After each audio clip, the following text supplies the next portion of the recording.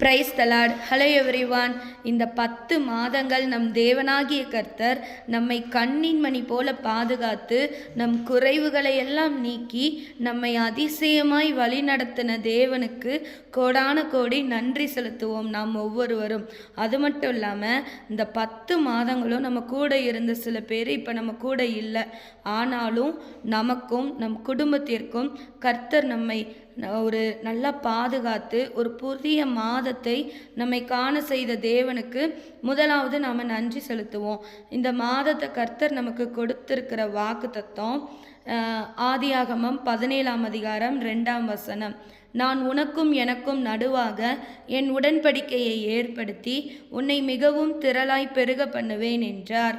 கர்த்தர் இன்றைக்கு நம்மளை பார்த்து சொல்கிற வார்த்தை என்னன்னா, இன்றைக்கு கிறிஸ்துவுக்குள்ளான தேவ பிள்ளைகள் நம் ஒவ்வொருவருக்கும் கர்த்தர் என்ன சொல்கிறாங்கன்னா, உங்களுக்கும் எனக்கும் நடுவாக அவர் ஒரு புதிய உடன்படிக்கையை ஏற்படுத்துகிறார்.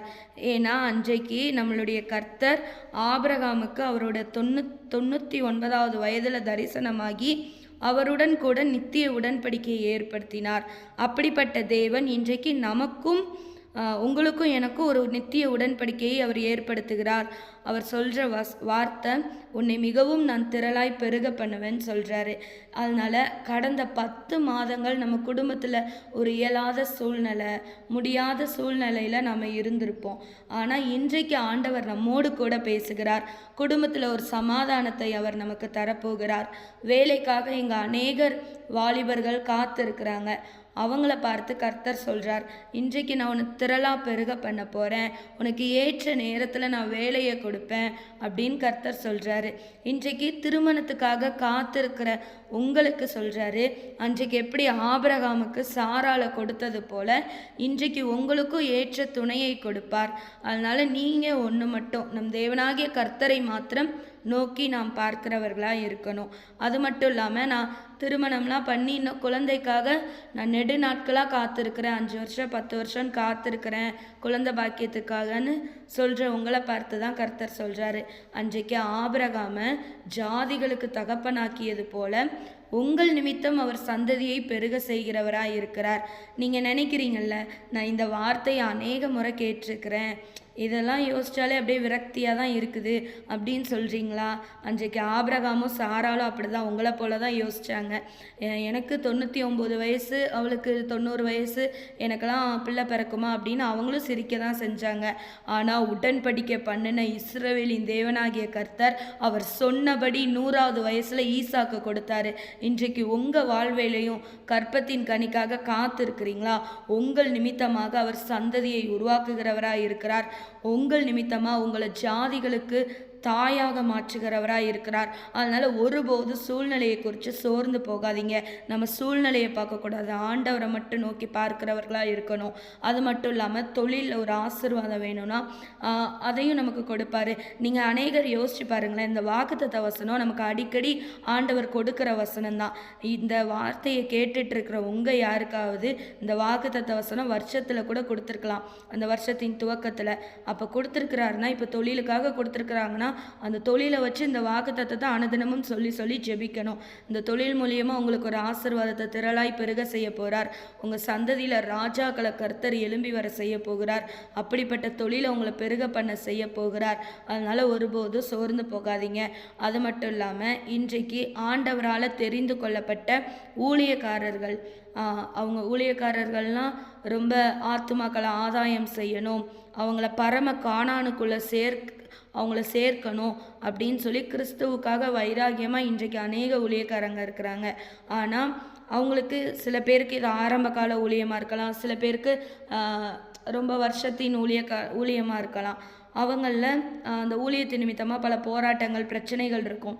இப்போ ஆத்துமாக்களே வர்றாங்கன்னா விசுவாசிங்க, அவங்களுக்குள்ள சில கசப்புகள் மனஸ்தாபம்னு ஏற்பட்டு ஊழியக்காரங்களே சில பேர் சோர்ந்து போய் இருப்பாங்க. அப்படி சோர்ந்து போய் இருக்கிற அவருடைய தாசனாகிய உங்களை பார்த்து தான் கர்த்தர் சொல்கிறாரு, அன்றைக்கு எப்படி சாராளுக்கு செத்து போனதாக இருந்த கற்பத்தை அவர் உயிரடைய செய்தது போல இன்றைக்கு ஊழியத்தின் நிமித்தமாக உங்களை உயிரடைய செய்ய போகிறார். ஏன்னா அன்றைக்கி அடைப்பட்ட கர்ப்பம், அந்த சாராளோட கர்ப்பம் தான் இப்போ சபைன்னு வச்சுக்கோங்களேன். அந்த சபையில் உள்ள விசுவாசிங்க இப்போ ஒரு ஆவியில் ஒரு உற்சாகம் இல்லாமல் ஒரு உலர்ந்து போய் ஜீவனே இல்லாத ஒரு சூழ்நிலையில் இருக்கிற அந்த விசுவாசிகளை தான் கர்த்தர் இன்றைக்கு உங்கள் நிமித்தமாக உயிரடைய செய்ய போகிறார். அதனால் ஒருபோது ஊழியத்தை குறிச்சோ இல்லை உங்கள் குடும்பத்தை குறிச்சோ ஊழியக்காரங்க நீங்கள் ஒருபோதும் சோர்ந்து போக வேண்டாம். கர்த்தர் உங்களுடனே கூட தான் இருக்கிறார். அந்த ஊழியத்தை குறித்து இனி உங்களை வல்லமையாக எடுத்து பயன்படுத்தி அந்த ஊழியத்து நிமித்தம் திரள் கூட்டங்களை, திரள் ஜாதிகளை, திரள் வகையினரை உங்கள் சபைக்கு ஆத்துமாக்களை கர்த்தர் பெருக செய்ய தான் போகிறார். உங்கள் நிமித்தம் அவர் உடன்படிக்கை பண்ணியிருக்கிறார். அதனால் இன்றைக்கு கர்த்தர் நமக்கு வாக்குத்தத்தம் கொடுத்துட்டாரு. வேலையில், குடும்பத்தில், திருமணத்தில், தொழிலில், குழந்தை பாக்கியத்தில், ஊழியத்தில் எல்லாவற்றிலையும் அவர் வாக்குத்தத்தம் கொடுத்து நான் உன்னை திரளாக பெருக பண்ணுவேன்ப்பா அப்படின்னு சொல்லிட்டாங்க. ஆனால் இதுக்கு நாம் ஒரு விஷயம் பண்ணணும். இதுக்கு நிபந்தனையான ஒரு வசனம் இருக்குது. 17ஆம் அதிகாரம் 1வது வசனம். நான் சர்வ வல்லமையுள்ள தேவன், நீ எனக்கு முன்பாக நடந்து கொண்டு உத்தமனாயிருன்னு கர்த்தர் சொல்கிறாங்க. அப்போ நாம் நம்மளுடைய வாழ்க்கையில் எல்லா சூழ்நிலையிலையும் முதலாவது கர்த்தர் இடத்துலையும் மற்ற குடும்பத்திலையும் வேலை பார்க்குற இடத்துல எந்த இடத்துல நம்ம இருந்தாலும் முதலாவது நம்ம உண்மையும் உத்தமமாய் நம்ம இருக்க வேண்டும். ஒவ்வொரு விஷயத்துலையும் நம்ம உண்மையாக உத்தமமாய் நடக்கும்போது கர்த்தர் நம்மை திரளாய் பெருக செய்கிறவராய் இருக்கிறார். அதனால இன்றைக்கு இந்த மாதத்துக்கான வாக்கு தத்தம், உன்னை மிகவும் திரளாய் பெருக பண்ணுவேன், உன்னிடத்துல உடன்படிக்கை உனக்கும் எனக்கும் நடுவாக பண்ணியிருக்கிறேன்னு கர்த்தர் சொல்லிட்டாங்க.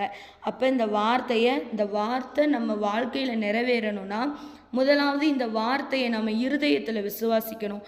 நாவனால் அறிக்கை செய்யும்போது இந்த வார்த்தை அப்படியே நம்மளுடைய வாழ்க்கையில் நிறைவேறும் கண்டிப்பாக. அதனால் ரெண்டாவது நம்ம உண்மையும் உத்தமமாக இருக்கணும். எந்த சூழ்நிலையிலையும் நம்மளுடைய உண்மை தன்மையை விட்டு கொடுக்கவே கூடாது.